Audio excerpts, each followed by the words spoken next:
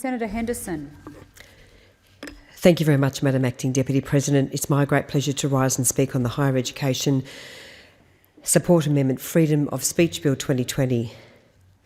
John F. Kennedy said that conformity is the jailer of freedom and the enemy of growth. In recent years, we have seen an increasing number of instances of conformity worming its way into the halls of our universities and research institutions. In August 2020, Elaine Pearson, Director of Human Rights Watch and adjunct lecturer at the University of New South Wales Faculty of Law, tweeted that she was very concerned about the human rights implications of Hong Kong's new national security law. Incredibly, the tweet was deleted by UNSW in response to criticism by pro-China students. The tweet was later reinstated by the university, but it should never have been deleted in the first place.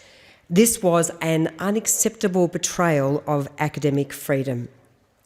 Earlier in 2018, Dr. Peter Ridd, a distinguished marine physicist at James Cook University, was sacked after publicly questioning his colleagues' research on the effects of climate change on the Great Barrier Reef.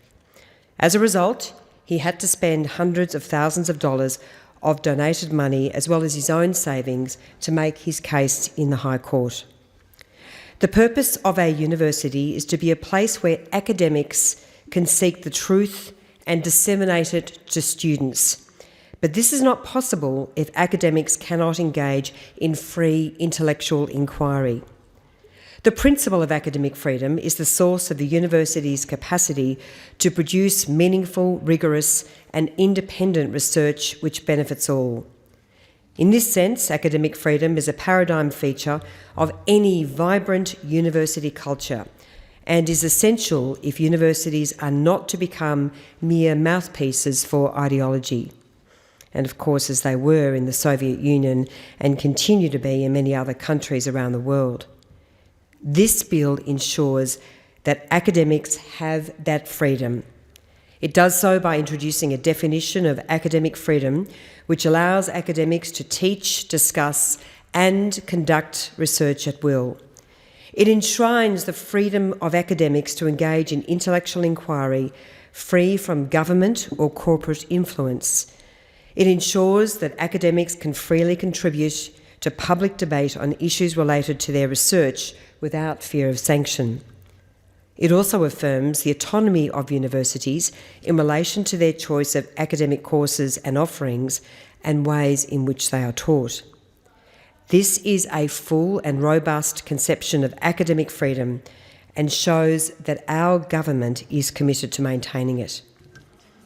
All of this is in keeping with the fundamental liberal principles on which the Liberal Party was founded: the priority of individual freedom over collective inertia, the value of practical and intellectual enterprise, and the idea that the proper role of government is to protect natural rights and freedoms, not impose an ideology.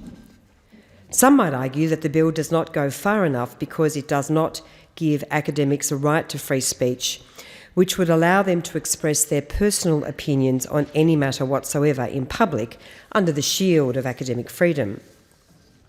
However, academics can already express their personal opinions in public, just like any other Australian.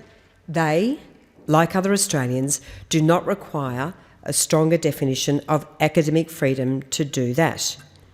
A nuclear chemist expressing a personal opinion on the price of milk is not an exercise of academic freedom. The definition of academic freedom in this bill helpfully preserves this important distinction. None of this undermines the government's commitment to maintaining a free and open society in Australia in which freedom of speech is respected and upheld. None of this undermines the government's commitment to liberal principles. None of this undermines our government's commitment to supporting free intellectual inquiry at universities. Our government understands that freedom of speech is the cornerstone of our democracy. It understands that the health of our society can be measured by the extent to which it upholds and defends freedom of speech. We understand, as John Stuart Mill said, when one's ideas are not challenged, one's ability to defend them weakens. Our government understands that legislation is sometimes necessary to ensure that when our ideas are challenged, we have the freedom to defend them. In this increasingly polarised age, it's easy to be taken up in the swell of ideological fervour on any given topic, whether it be climate change, gender and identity politics, social justice, or even free speech itself. This can only do us harm, because ideology is the sworn enemy of free inquiry. Ideology is a ruinous fire which burns everything in its path. As Edmund Burke said, its rage and frenzy will pull down more in half an hour than prudence, deliberation and foresight can build up in 100 years. It would be folly to think that our universities are immune from ideological pressure. It would be folly to think that political neutrality is always defended by university management. This is why we must remain vigilant and protect the principle of academic freedom, a bequeathment of an intellectual tradition going back almost 1,000 years to the world's first university at Bologna in 1088. Today's academics are inheritors of that tradition, and it is one we must guard jealously if we are to maintain our universities as places of genuine learning, places where we can learn to seek the truth for its own sake and not for the sake of ideological purity or political advantage. This bill ensures that academics, whatever their political persuasion, will not have that held against them in the course of their intellectual work. The bill strengthens free speech in this country by ensuring that academics like Elaine Pearson and Peter Ridd can pursue their research freely without illegitimate and undue restriction, whether from universities, students or governments.